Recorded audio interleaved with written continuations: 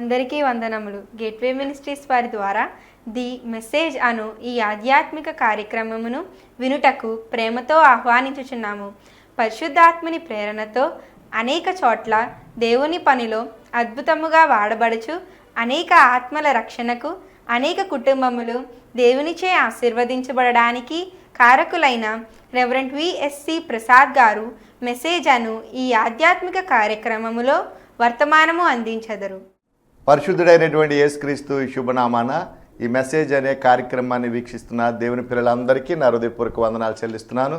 దేవుడిచ్చిన ఈ అద్భుతమైన సమయాన్ని బట్టి దేవాదేవునికి వందనాలు చెల్లిస్తున్నాను. ఈ కార్యక్రమాన్ని వీక్షిస్తూ మీ ప్రార్థనా అవసరతల కొరకు తెలియపరుస్తున్న ప్రతి ఒక్కరి కొరకు ప్రార్థనలు జరుగుతున్నాయి. దేవుడు మిమ్మల్ని దీవించి ఆశీర్వదించును గాక. ఈ దినాన్ని దేవుడిచ్చిన గొప్ప తరుణాన్ని బట్టి విజ్ఞాపనము అనే మాట గురించి మనం కొద్ది నిమిషాలు ధ్యానించాలనుకుంటున్నాను.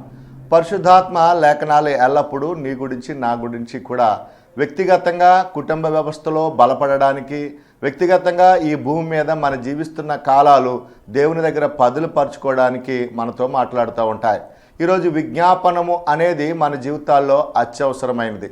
విజ్ఞాపనము అనేది ఎవరినో ఒకరి దగ్గర మన విజ్ఞాపనలు తెలియపరచుకునేది. అది పరిశుద్ధుడైన దేవుని పక్షంగా విజ్ఞాపనం ఉంటే ఉత్తమమని దేవుని యొక్క లేఖన గ్రంథాలు మనకు సెలవిస్తున్నాయి. ఈ భూలోకంలో ప్రతి మనుషుడు కూడా దేవుణ్ణి ప్రేమించువాడై ఉంటే దేవుణ్ణి అడగాలన్నప్పుడు మన విజ్ఞాపనంలో ఆయనకి తెలియపరచవలసిన వారమే ఉన్నాం. విజ్ఞాపనము అనేది మనకొక్కరికే కాదు, మన కుటుంబానికి, మన స్నేహితులకు, మన గ్రామానికి, మన పట్టణానికి, మన సంఘానికి కూడా విలువైనది. పరిశుద్ధ లేఖనాలలో ఒకరి విజ్ఞాపనలు దేవుడు విన్న తర్వాత ఆ కుటుంబాలకు, వ్యక్తిగతంగా ఆ బిడ్డలకు సహాయం చేసిన విధానాన్ని మనం చూడగలుగుతాం. అంటే దీవించిన విధానాన్ని మనం చూడగలుగుతూ ఉంటాం.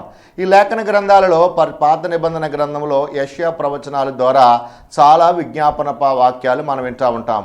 ఈ యొక్క దిన ఆశీర్వాదాన్ని బట్టి యెషయా గ్రంథం 53వ అధ్యాయము 12వ వచనంలో ఆ చక్కటి మాటను పరిశుద్ధాత్మ దేవుడు ఈ సమయంలో మనకి జ్ఞాపం చేస్తున్నాడు. యెషయా గ్రంథం 53వ అధ్యాయము 12వ వచనాన్ని చదువుదాం. కావున గొప్పవారితో నేను అతనికి పాలు పంచిపెట్టెదను, గనులతో కలిసి అతడు కొల్ల సొమ్ము విభజించుకును. ఏలయనగా మరణమునందునట్లు అతడు తన ప్రాణమును ధారపోసెను, అతిక్రమము చేయువారిలో ఎంచబడని వాడాయను, అనేకుల పాపమును భరించుచు తిరుగుబాటు చేసిన వారిని గురించి విజ్ఞాపనము చేశాను. ఈ పరిశుద్ధ లేఖనాలలో మనం చదువుతున్న వాక్య భాగం చాలా ఉన్నతమైనది. ఈరోజు నాకు కావలసిన అవసరతను బట్టి నేను విజ్ఞాపన చేసుకునేవాడుగా ఉన్నాను. నాకు కావలసినటువంటి ఆశీర్వాదాల కొరకు నేను దేవుని విజ్ఞాపన చేసుకునేవాడుగా ఉన్నాను. కానీ యెషయా గారి యొక్క ప్రవచనంలో ఒక దేవుని కుమారుని గురించి ప్రవచింపబడిన ప్రవచనంలో ఆయన గురించి గొప్ప మాటలు పలుకుతూ ఆయన మన అందరి కొరకు విజ్ఞాపన చేయుచున్నాడని గొప్ప వాక్యాన్ని ఈ దినాన్ని మనం చదవగలుగుతున్నాం. ఆలోచించాలి. నాకు నేనుగా వ్యక్తిగతంగా విజ్ఞాపన చేసుకుంటున్నప్పుడు నాకు సహాయం చేసి నాతో కూడా ఏకీభించేటువంటి దేవుని స్వరము ఒకటి నన్ను వెంబడిస్తుందని మనం గమనించవలసిన వారమైనాం. ఆయన ఎవరు అంటే ప్రియ దేవుని కుమారుడైనటువంటి యేసు ప్రభువారు. ఆలోచించాలి. యేసు ప్రభువారి లోకములో ఉండగా అనేకమైన అద్భుతములు చేసినప్పుడు, యేసు ప్రభువారి లోకములో ఉండగా సువార్తను ప్రకటించినప్పుడు ఆయన నమ్మిన వారు తండ్రిని చూస్తానని వాగ్దానం చేశాడు. అంటే తండ్రి తనను ఈ లోకానికి పంపించిన వాడిగా ఒక ముద్ర వేసుకున్నాడు. అందుకనే మనం అనేకమైన అద్భుతలు క్రొత్త నిబంధన గ్రంథంలో చూడగలుగుతూ ఉంటాం. యేసయ్య ఏ ప్రాంతం అయితే నడిచాడో, యేసయ్య ఎవరినైతే చూడగలిగాడో వారి పక్షంగా దేవునికి లేక తండ్రి అయినటువంటి యెహోవా దేవునికి విజ్ఞాపనలు తెలియజేసేవాడుగా ఉన్నాడు. ఆయన మరణించిన తర్వాత కూడా తండ్రి కుడిపార్శ్వమున ఉండి నీ కొరకు నా కొరకు కూడా విజ్ఞాపనం చేస్తున్నటువంటి దేవుని కుమారుడిగా ఉన్నాడు. అందుకని గ్రంథకర్త రాస్తున్న వాక్యాలలో ఆ చివరి మాట చాలా విలువైంది. ఎలాగంటే అతిక్రమము చేయువారిలో ఎంచబడని వాడాయను, తిరుగుబాటు చేసిన వారిని గురించి విజ్ఞాపనము చేశాను, అనేకుల పాపములను భరించును. ఈరోజు మనం ఆలోచించాలి. యేసయ్యను కలిగిన కుటుంబాలు మాత్రమే కాదు, యేసయ్యలో జీవిస్తూ ఇక లోక సంబంధంగా జీవిస్తున్న వారి కొరకు, యేసయ్యను ఎరిగిన వారికి కూడా ఆయన మన పక్షంగా విజ్ఞాపన చేయడానికి లోకానికి పంపబడ్డాడని దేవుని యొక్క వాక్యము సెలవిస్తుంది. కీర్తన గ్రంథంలో ఒక చక్కటి మాట ఉంటుందండి. 2వ అధ్యాయము 8వ వచనంలో, నన్ను అడుగుము, జనములను నీకు స్వాస్థ్యముగాను భూమిని దిగాంతముల వరకు సొత్తుగాను ఇచ్చేదను.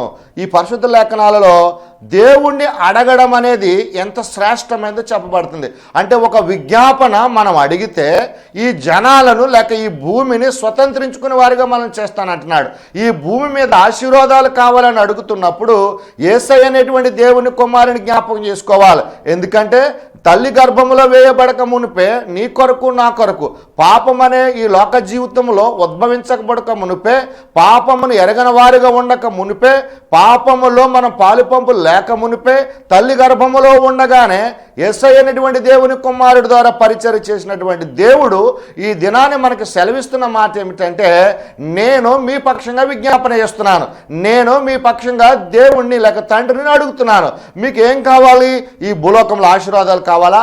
ఈ భూలోకంలో స్వతంత్రించుకోవాలనుకుంటున్నారా? అయితే నాతో ఏకీవించడం చెప్తున్నారు.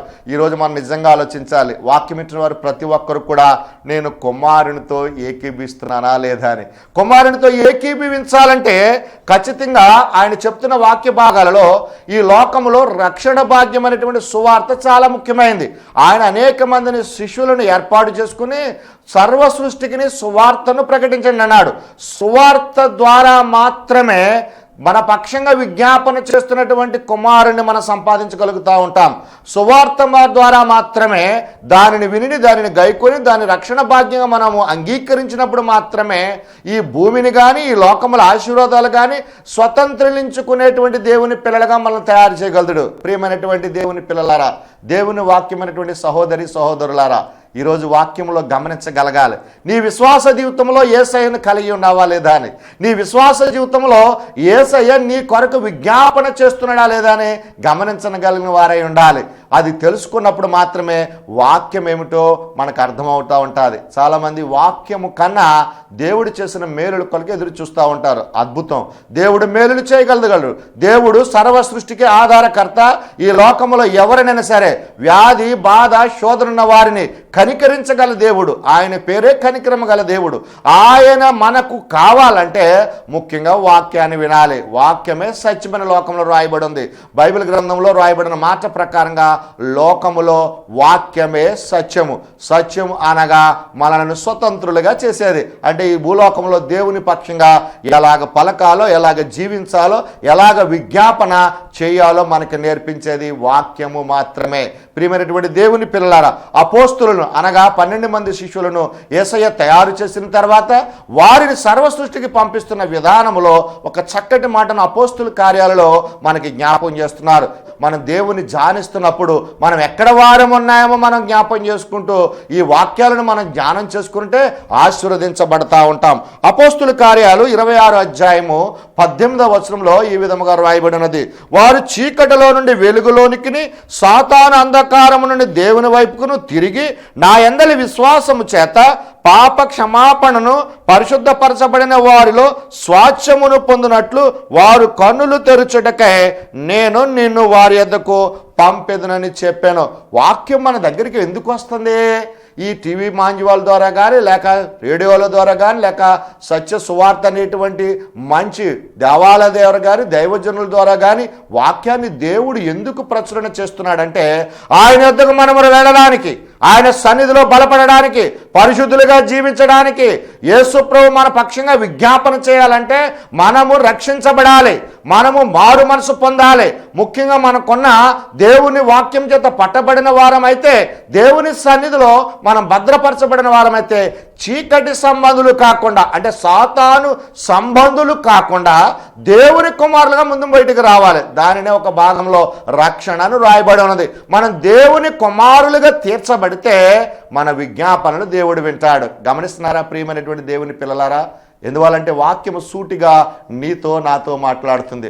అపోస్తులు అని చెప్తున్నారు, మీరు చీకటి సంబంధులు కారు, పరిశుద్ధుడైనటువంటి దేవుని తెలుసుకున్నారు, పరిశుద్ధుడైనటువంటి దేవుని కుమారుల పక్షంగా పెరగవలసిన వారైనారు. ఇక మీరు ఎందుకు ఆలోచిస్తున్నారు? మీ విజ్ఞాపనలతో విజ్ఞాపన చేసేటువంటి దేవుడు ఉన్నాడనే సంగతి, లేక యేసు దేవుని కుమారుడు ఉన్నాడనే సంగతి మీరు గమనించగలుగుతున్నారా? అందుకనే నేను వాక్యాన్ని మీ మధ్యకి ఎందుకు పంపుతున్నానంటే మీ పక్షంగా విజ్ఞాపన చేసేటువంటి దేవుని కుమారుడు ఉన్నాడని మీరు ఎరుగుతారని. ఈరోజు నేను ఒంటరి వాడిని కాదు.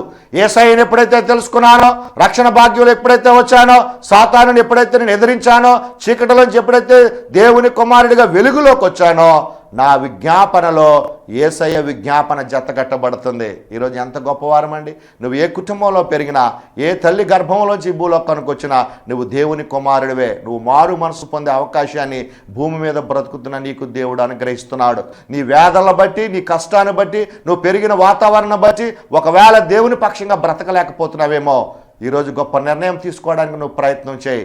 చీకటిలో నుంచి వెలుగులోకి రా. సాతాను సంబంధంలో నుండి దేవుని సంబంధికి వెదగడానికి ప్రయత్నం చేయి. నీ విజ్ఞాపనలకు ప్రతిఫలం దొరుకుతూ ఉంటుంది. నీ విజ్ఞాపనలకు, నీ కోరికలకు, నువ్వు అనుభవిస్తున్నటువంటి ఈ స్థితిలో నుండి ఉన్నతమైన స్థితిలోకి, నీ కలిగినటువంటి భారమైన జీవితం నుండి ప్రశాంతమైనటువంటి జీవితాలలోకి దేవుడు నిన్ను తీసుకువెళ్ళడానికి సిద్ధపరచడానికి సిద్ధంగా ఉన్నాడు. నమ్ముతున్నావా? ఒకసారి నమ్ముతున్నట్లయితే నీ విజ్ఞాపనలో రక్షణ భాగ్యం కలిగినటువంటి విజ్ఞాపనను దేవునికి ఇవ్వడానికి ప్రయత్నం చేయి. అపోస్తలుడైన పౌలు గారు రోమా సంఘానికి రాస్తూ 8వ అధ్యాయం 34వ వచనంలో ఈ విధంగా రాయబడింది. శిక్ష విధించేవాడెవడు? చనిపోయిన క్రీస్తు యేసే. అంతేకాదు, మృతుల్లో నుండి లేచిన వాడును, దేవుడు కుడి పార్శ్వమున ఉన్నవాడును, మన కొరకు విజ్ఞాపనము కూడా చేయవాడును ఆయనే.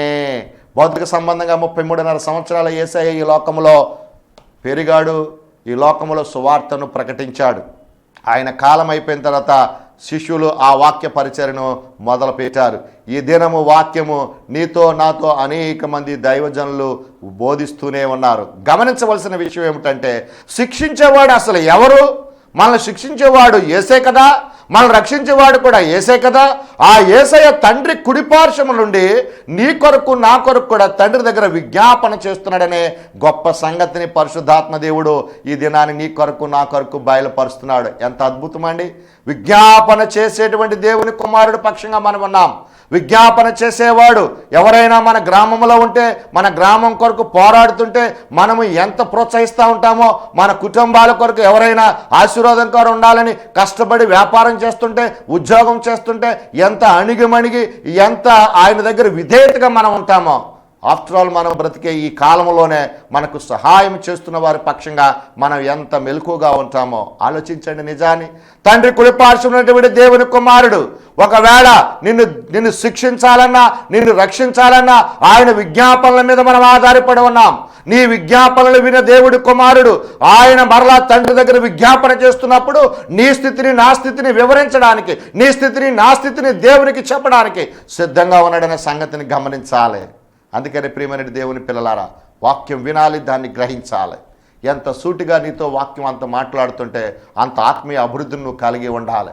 ఈరోజు దేవుడు లేక దేవుని కుమారుడైనటువంటి యేసు ప్రభువు వారు తండ్రి కుడి పార్శ్వం నుండి రక్షించబడినటువంటి నీ కొరకు నా కొరకు విజ్ఞాపన చేస్తున్నాడు. నా కుమారుడు ఈ భూలోకంలో ఎలా బ్రతుకుతున్నాడో నువ్వు చూడగలుగుతున్నావా? నా కుమారుడు ఈ భూలోకంలో ఎంత వేదన పడుతున్నాడో, నా కుమారుడు ఆరోగ్యం లేక ఎంత బాధపడుతున్నాడో అని నీ పక్షంగా విజ్ఞాపన చేస్తున్నటువంటి దేవుడు. ముందు మారు మనసు పొందడానికి ప్రయత్నం చేయండి, రక్షణ పొందడానికి ప్రయత్నం చేయండి. రక్షణ భాగ్యములో ఉన్న వారి కొరకు యేసయ్య ఎప్పుడు కూడా విజ్ఞాపన చేస్తూనే ఉన్నాడు. పరిశుద్ధాత్మ లేఖనాలలో హెబ్రీయులకు రాసిన పత్రిక 7వ అధ్యాయం 25వ వచనంలో పౌలు గారు హెబ్రీయులకు రాసిన పత్రిక 7వ అధ్యాయం 25వ వచనంలో, ఈయన ద్వారా దేవుని యొద్దకు వచ్చు వారి పక్షమున విజ్ఞాపన చేయుటకు నిరంతరము జీవించుచున్నాడు గనుక వారిని సంపూర్ణముగా రక్షించుటకు శక్తిమంతుడై ఉన్నాడు. ఎవరు ఈ లోకంలో నిన్ను రక్షించగలుగుతారు అనుకుంటున్నారేమో, ఎవరు ఈ లోకంలో నీ బాధను తీసివేయగలుగుతున్నారు అనుకుంటున్నారేమో, ఎవరు ఈ లోకంలో నీ వ్యాధిని తీసివేయగలుగుతారు అనుకుంటున్నామో, ఈయనే అనగా దేవుని కుమారుడే. ఈయన ద్వారానే మాత్రమే నువ్వు రక్షించబడతావు. ఈయనంటండి మన పక్షంగా నిరంతరము విజ్ఞాపన చేస్తున్నాడంటండి. నిరంతరము నువ్వు మూలుగుచున్నప్పుడు నీ మూలుగులు వింటున్నాడటండి, నువ్వు శ్రమ పడుతున్నప్పుడు నీ శ్రమ వింటున్నాడటండి, నువ్వు సంతోషపడుతున్నప్పుడు నీ వైపు చూస్తున్నాడటండి. ఎంత గొప్ప దేవుడు. దేవుని ప్రియులారా ఆలోచించండి. ఈయన నిరంతరము తండ్రి దగ్గర నీ పక్షంగా విజ్ఞాపన చేస్తున్నవాడు. ఆ చివరి మాట ఇంకా బాగుంటుందండి, సంపూర్ణముగా రక్షించుటకు శక్తిమంతుడునైనాడు. నీ బాధను తీసివేయడానికి, ఈరోజు నువ్వు అనుభవిస్తున్నటువంటి కష్టాలను తీసివేయడానికి, నిజంగా నువ్వు రక్షణ భాగ్యములో ఉండి ఆయన వాక్యానుసారమైన జ్ఞానము కలిగి యథార్థవంతుడిగా నీతిమంతుడిగా నువ్వు నివాసం చేస్తుంటే, ఆయన పక్షంగా యథార్థవంతుడిగా నీతిమంతుడిగా నీవు ప్రార్థన చేస్తుంటే నీ ప్రార్థనలకు ప్రతిఫలం ఇచ్చేవాడు ఆయన విజ్ఞాపనలు నిరంతరము పెడుతున్నటువంటి దేవుని కుమారుడు. ఆలోచిస్తున్నారా? పూర్తిగా నీకున్న స్థితిగతుల నుంచి నిన్ను మెరుగైన జీవితం ఇచ్చేటువంటి దేవుని కుమారుడు మీ కుటుంబాలు ఆశీర్వదించడానికి సిద్ధంగా ఉన్నాడు. ఎంతమంది ఈ వాక్యం ద్వారా ప్రేరేపించబడుతున్నారో నాకు తెలియదు, కానీ ప్రియమైన దేవుని పిల్లలారా, పరలోకపు తండ్రి నీ పక్షంగా ఉన్నాడు. పరలోకపు తండ్రి కుమారుని ద్వారా విజ్ఞాపనలు విని ఒక్కసారి నీ వైపు చూస్తున్నాడు. ఈ కార్యక్రమం వీక్షిస్తున్నటువంటి నీవు ఒక్కసారి దేవుని పక్షంగా ఆలోచించు. నిన్ను ఎవరు చూస్తున్నారో, నువ్వెక్కడున్నా సరే, ఏ గ్రామంలో ఉన్నా, ఏ కుటుంబంలో ఉన్నా, ఏ గృహంలో ఉన్నా సరే, ఒక్కసారి నీ మనసును దేవుని వైపు తిప్పు. ఒక్కసారి నువ్వు ఆలోచించు. నిరంతరము రక్షించే దేవుడు నీ కొరకు కనిపెడుతున్నాడని, నిరంతరము రక్షించే దేవుడు నీ కొరకు విజ్ఞాపన చేస్తున్నాడని. తెలియకుండా జరిగిపోతున్న కార్యాలు అనుకుంటున్నావా? నీ కొరకు ప్రార్థిస్తున్న వారు ఉన్నారు, నీ కొరకు విజ్ఞాపన చేస్తున్న వారు ఉన్నారు. పరిశుద్ధ లేఖనాలలో యోహాను సువార్త 3:17 యేసుప్రభు గారు చెప్తున్న మాటలు, లోకము తన కుమారుడి ద్వారా రక్షణ పొందుటకే గాని లోకమునకు తీర్పు తీర్చుటకు దేవుడు ఆయనను లోకంలోనికి పంపలేదు. ఆలోచిస్తున్నావా? చాలామంది అనుకుంటారు, ఏదైనా బాధ కలిగినప్పుడు, వ్యాధి కలిగినప్పుడు, లేక తనకున్నటువంటి అనుకున్న పని జరగనప్పుడు దేవుడు శిక్షిస్తున్నాడు అనుకుంటాడు. శిక్షించే దేవుడు మాత్రం కాదు. యేసయ్య తీర్పు తీర్చడానికి భూలోకానికి రాలేదు, నిన్ను రక్షించడానికే వచ్చాడు. ఒక్కసారి మనసు మార్చుకోవడానికి ప్రయత్నం చేయి.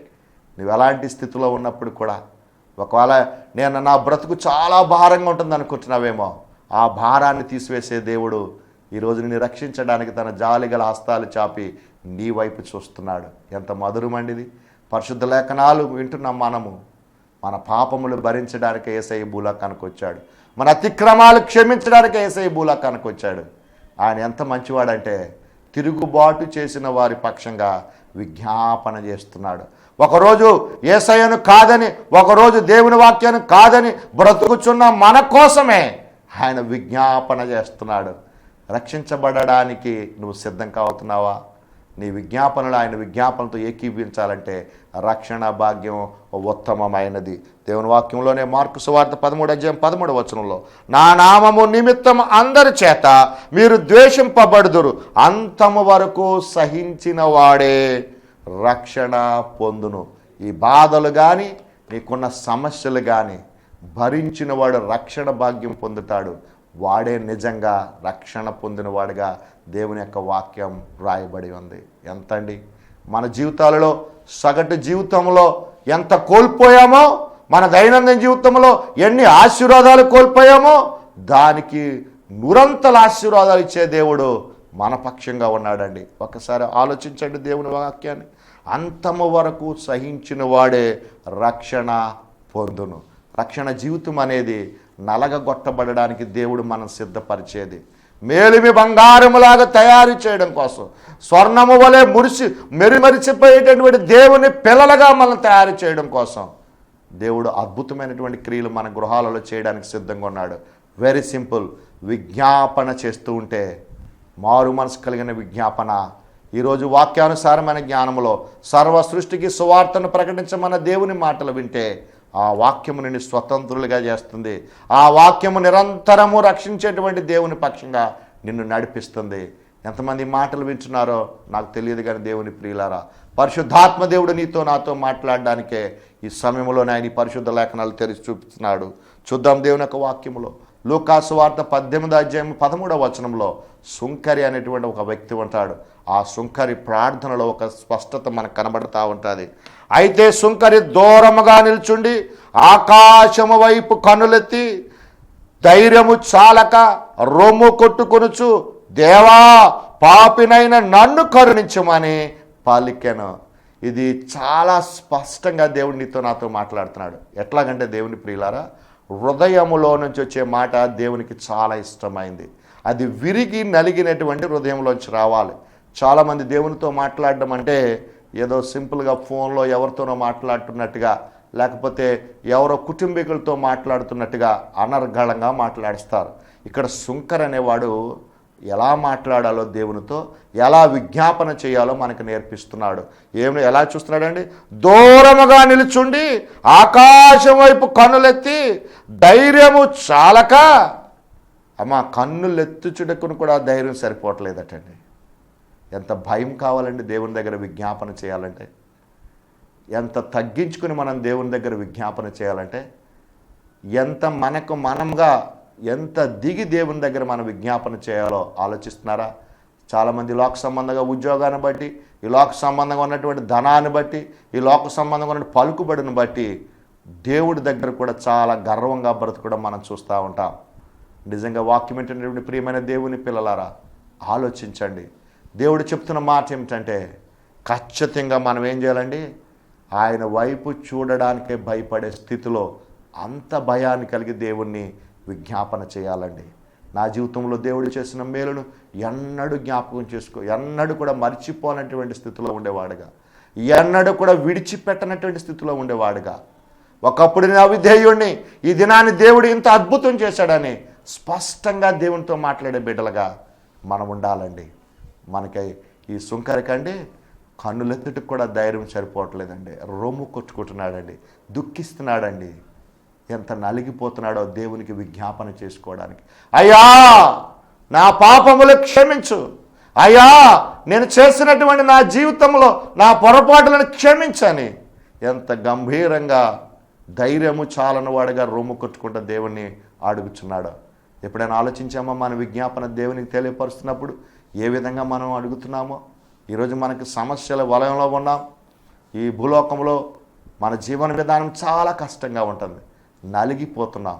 మన కుటుంబంలో బిడ్డల కొరకు, మన వ్యాధుల కొరకు, మనకున్న సమస్యల కొరకు ఈరోజు రొమ్ము కొట్టుకుని దేవుని వైపు కూడా చూడలేనటువంటి భయాన్ని కలిగి ఒకవేళ నువ్వు ప్రార్థిస్తే, అతిక్రమములు చేయు వారి పక్షంగా ఎల్లప్పుడూ విజ్ఞాపన చేస్తున్నటువంటి యేసుక్రీస్తు నీ ప్రార్థనలకు సమాధానం ఇవ్వడానికి సిద్ధంగా ఉన్నాడు.